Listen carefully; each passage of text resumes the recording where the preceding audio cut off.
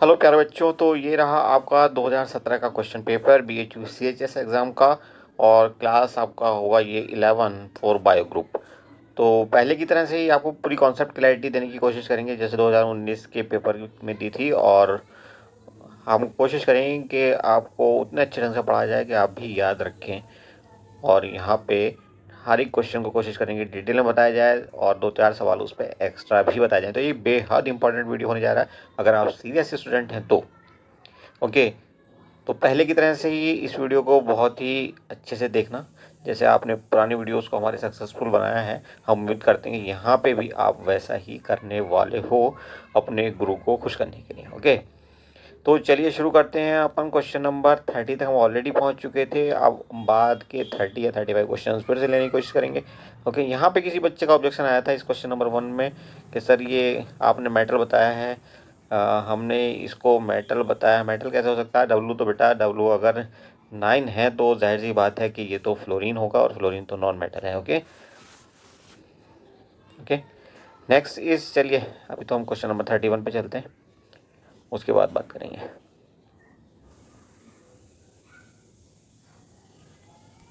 ये रहा आपका question number 31। Which of the following is known as suicide bag? इनमें से किसको आत्मघाती थैली कहते हैं?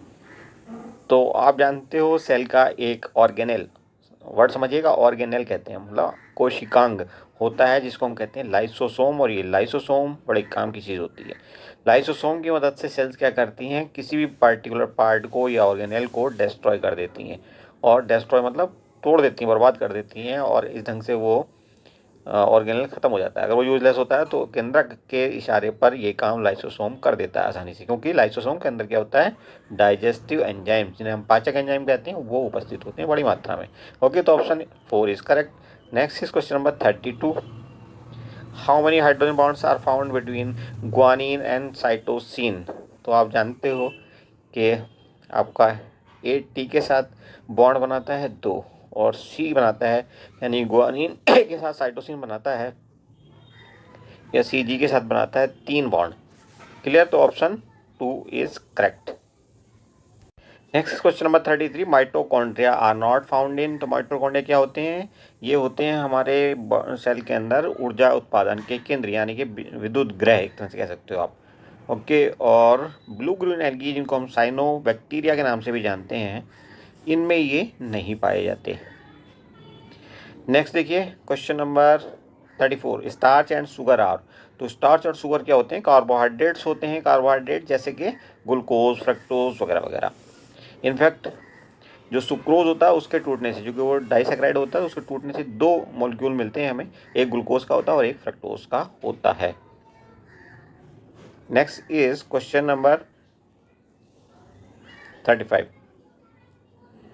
Pectin is? तो पैक्टिन क्या होता है? एक कॉम्प्लेक्स कार्बोहाइड्रेट होता है। क्या होता है? एक कॉम्प्लेक्स, यानी कि कहना चाहिए उसकी स्ट्रक्चर जो होती है वो काफ़ी जटिल होती है। कॉम्प्लेक्स कहते हैं जटिल को, तो जटिल कार्बोहाइड्रेट होते हैं ये pectin. Okay, next is question number 36। Process of heating of milk at 62.8 degree Celsius for 30 minutes followed by its cooling is known as? तो आप जानते हो कि 2 ढंग से हम पास्चुराइजेशन करते हैं, ये प्रोसेस पास्चुराइजेशन कहलाती है। ठीक है, इससे क्या होता है कि बैक्टीरिया मुक्त हो जाता है दूध, और काफ़ी लंबे टाइम तक सेफ रहता है, और उसके जो न्यूट्रिएंट्स होते हैं, जो उसके अंदर कहना चाहिए पोषक तत्व होते हैं, वो भी लंबे समय तक प्रिजर्व किए जा सकते हैं। इसीलिए पास्चुराइजेशन किया जाता है। इसके 2 मेथड होते हैं, या तो आप 62.8 डिग्री सेल्सियस तक 30 मिनट तक उबाल दो, या फिर आप 15 सेकेंड तक उबालो। 15 सेकेंड तक, 15 से 25 कह सकते हो आप, 15 से 25 सेकेंड तक आप उबाल सकते हो 71.7 डिग्री सेल्सियस पे। क्लियर? 2 ढंग से आप ये कर सकते हो। Next is question number 37। Which bacterium is found in human intestine? तो ये होता है Escherichia coli. Escherichia coli, E coli के नाम से आप इसे जनरली देखते हो। और ये हमारे कहाँ रहता है? गट में, यानी कि इंटेस्टाइन में रहता है। और यहाँ पे ये कई फ़ायदे हमें पहुँचाता है। एज ए सिम्बायोटिक रिलेशनशिप में ये रहता है, यानी कि हमारा ये साथी है, ज़रूरी है हमारे लिए, हमें बहुत सारे बैक्टीरिया के, दूसरे बैक्टीरिया के इन्फेक्शन से बचाता है। साथ ही साथ ये हमारे लिए विटामिन के का प्रोडक्शन भी करता है। विटामिन के आपको कहाँ काम आता है, तो विटामिन के काम आता है ब्लड की क्लोटिंग में, खून के जमने में, थक्का जमने में। ओके, ये एक ग्राम नेगेटिव बैक्टीरिया होता है। 38 देखेंगे, विच of the following causes food poisoning. इनमें से कौन फूड पॉइजनिंग पैदा करता है, उत्पन्न करता है, भोजन विषाक्तता उत्पन्न करता है? तो ये आपका होता है क्लॉस्ट्रिडियम बर्टुलिनम। ओके, और इसकी वजह से चूँकि काफ़ी जहरीले तत्व ये पैदा करता है, तो कई बार कुछ लोगों की मौत तक हो जाती है इससे। नेक्स्ट आप देखेंगे 39 नंबर सवाल कहता है फ्लावर इज ए, पुष्प है एक, रूपांतरित प्ररोह या मॉडिफाइड शूट होता है पुष्प। बनाना, बनाना एक बेरी टाइप का फ्रूट है, और बेरी टाइप के और बहुत से फ्रूट आप देख सकते हो अपने आसपास, जैसे कि टोमेटो है, टोमेटो, और आपका ग्रेप्स या जिसे आप कहते हो अंगूर। ओके, टमाटर या अंगूर, ये भी बेरी टाइप के फ्रूट्स होते हैं। ज़्यादा डिटेल में नहीं जाएंगे क्योंकि वो आपके सिलेबस से फिर बाहर की बात हो जाएगी। 41 देखिए, botanical name of red gram is cajanus Kazan.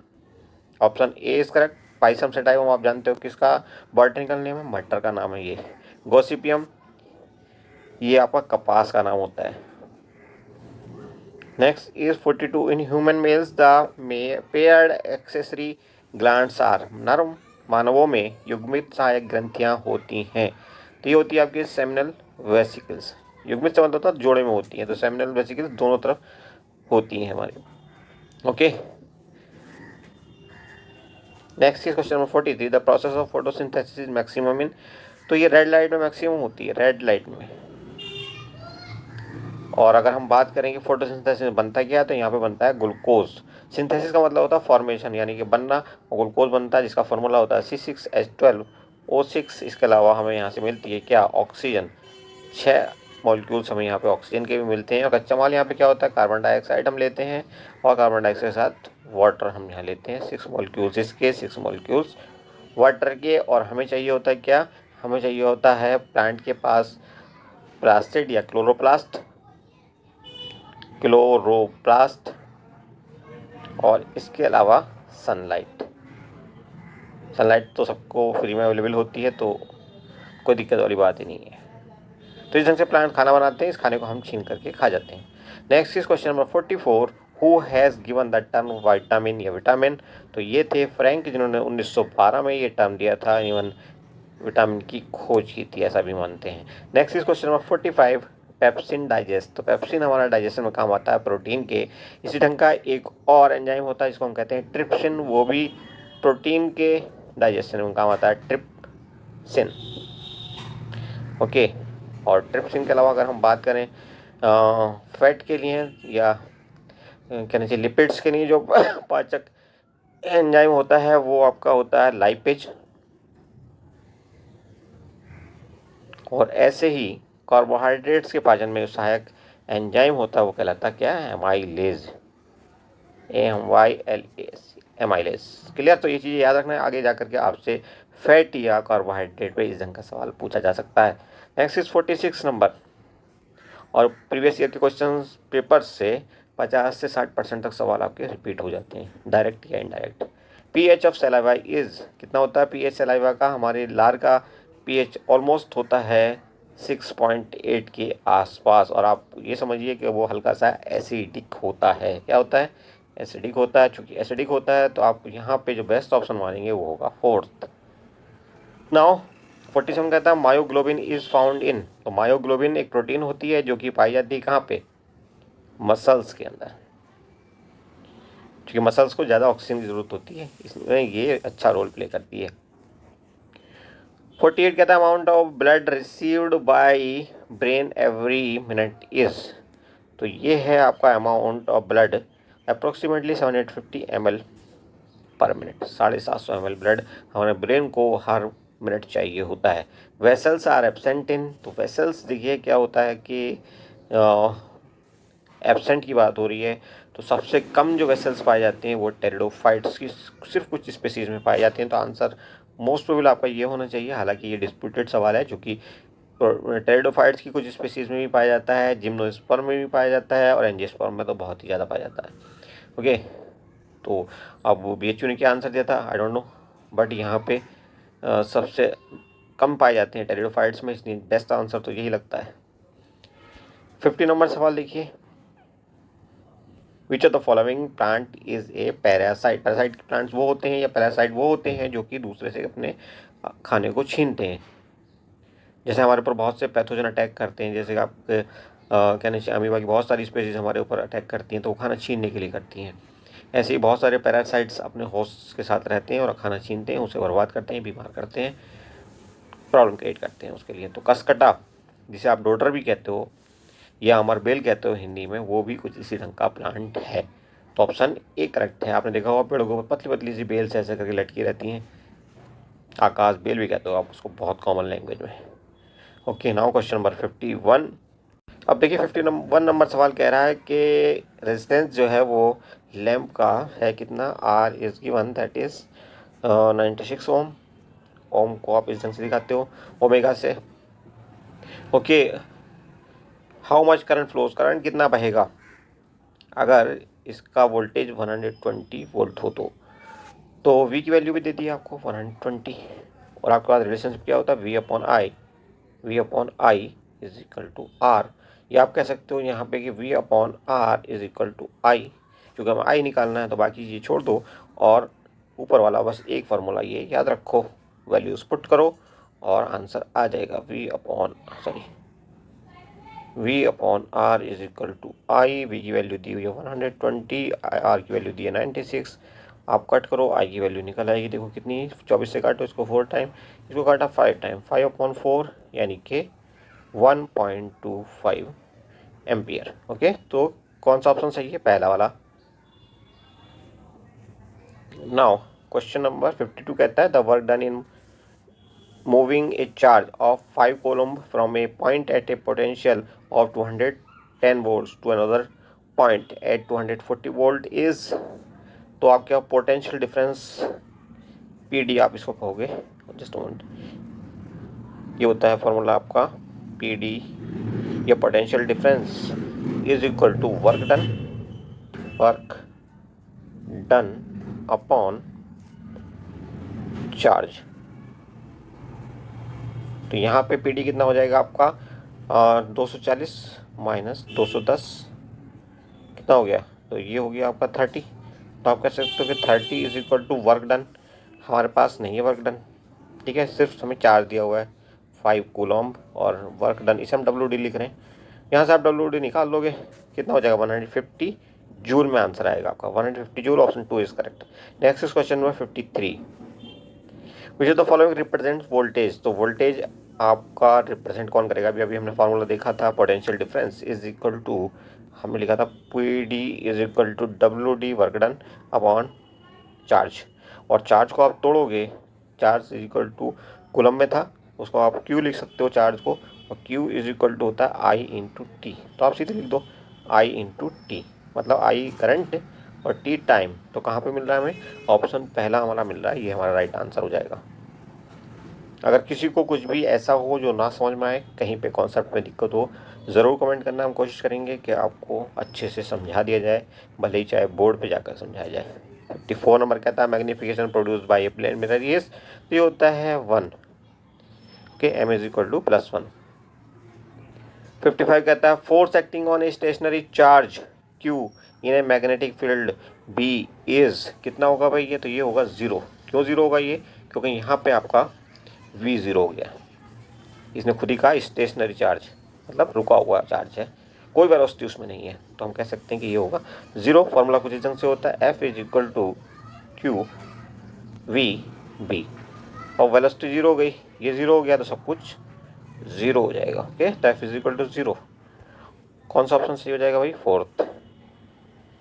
और 56 नंबर देखिए, if a block of material released under water come up to the surface of water, कोई मटेरियल है हमारा जैसे कुछ भी लकड़ी टाइप का, उसको हम नीचे की तरफ अगर पानी के अंदर डुबो के छोड़ दें, थोड़ी देर बाद वो ऊपर आ जाता है, प्लास्टिक का हो, लकड़ी का हो, जो हल्की चीज़ें हो, सब ऐसा कर सकती हैं। तो इसमें रीजन क्या होता है, the upward buoyant force acting on the block, उत्प्लावन बल जो उनके उसके ऊपर काम कर रहा है ब्लॉक के, वो ज़्यादा होता है किससे, ग्रेविटेशनल फोर्स से। तो ऑप्शन पहला आपका राइट हो जाएगा। इसका हिंदी वर्जन देखिए, बहुत सारे बच्चे हमारे हिंदी मीडियम से आते हैं तो वो कहीं से कहीं तक भी परेशान ना हो। हम कोशिश करते हैं 100% आपको हिंदी इंग्लिश दोनों में बताया जाए। Okay, next is question number 57। Object है कोई, मास 2 kg है इसका, sliding with a constant velocity of 4 metre पर second on a frictionless horizontal table पे ये फिसल रहा है। The force required to keep the object moving with the same velocity. अब ऑब्जेक्ट को मूव भी कराना है, वेलोसिटी भी सेम रहनी चाहिए, तो कितना फोर्स चाहिएगा भाई? फोर्स की ज़रूरत कहाँ है? जब फ्रिक्शन लेस है तो फ्रिक्शन लग ही नहीं रहा है सरफेस पे, तो वो तो उसी स्पीड से चलता रहेगा। तो ऑप्शन 2 आपका राइट हो जाएगा। Okay, next is question number 58। अब देखिए 58 नंबर में कह रहा है कि एक पनडुब्बी से सोनार पल्स भेजी जाती है, मतलब मैसेज भेजा जाता है, तरंगे भेजी जाती हैं और वो लौट करके आती हैं। तो तरंगे गई होंगी सपोज x मीटर गई और फिर वो x मीटर वापस भी लौट करके आई, तो कुल मिला के डिस्टेंस जो तय हुई वो कितनी हुई? d=2x। एम आई राइट? और हमें क्या दिया हुआ है? टाइम लिया उसने 1 सेकंड। 1 सेकंड में ये सारा काम हो गया, जबकि तरंग की स्पीड हमें दी हुई है 1530 सेकेंड मीटर पर सेकेंड, सॉरी। तो डिस्टेंस हमें पता करनी है, हमारे हिसाब से डिस्टेंस होनी चाहिए 2x। और फार्मूला होता है कि distance upon time is equal to speed, ये होता है। तो यहाँ पे आप वैल्यूज़ पुट करो, डी की जगह 2x लिख दो, हम लिखेंगे डी की जगह 2x, ओके, अपॉन टी की जगह 1 second is equal to speed कितनी है? How much? 1530। ठीक है, तो आप इससे मतलब रखो, बाकी चीज़ें हट जाएंगी अपने आप। तो एक्स वैल्यू यहाँ से कितनी आ जाएगी? 1530/2। ये हो जाएगा आपका x इज इक्वल टू 1530/2 और 765 मीटर आपका आंसर हो जाएगा। Option 2 is correct. Now 59। If the tension in A stretched wire is increase 4 time. Tension जो है, तनाव जो है तार का, स्प्रिंग के वायर का, वो बढ़ा करके 4 गुना कर दिया गया है। How will the velocity of wave in the string very. तो आपकी जो वेलोसिटी है वो कैसे वेरी करेगी, यानी कि उसके वेग पे क्या फ़र्क पड़ने वाला है, ये पता करना है हमने।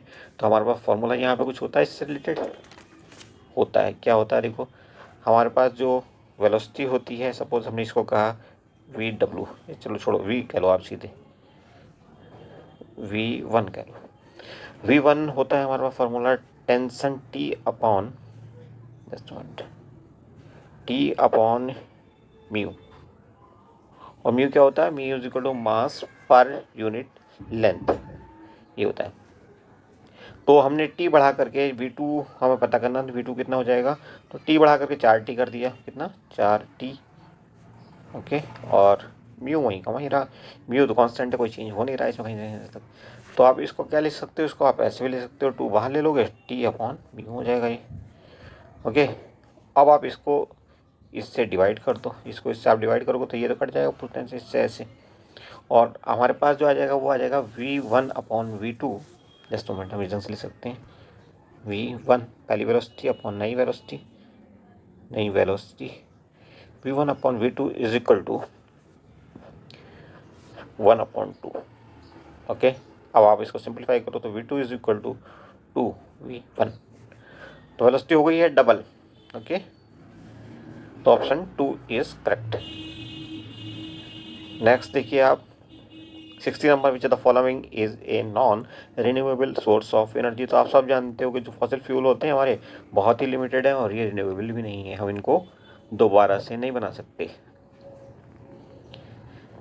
61 पे चलिए, हाइड्रो इलेक्ट्रिक पावर प्लांट अगर है हमारे पास, तो वो ज़्यादा इलेक्ट्रिसिटी जनरेट करने के लिए हम क्या कर सकते हैं कि larger amount of potential energy को हम कन्वर्ट कर लें काइनेटिक एनर्जी में। कैसे?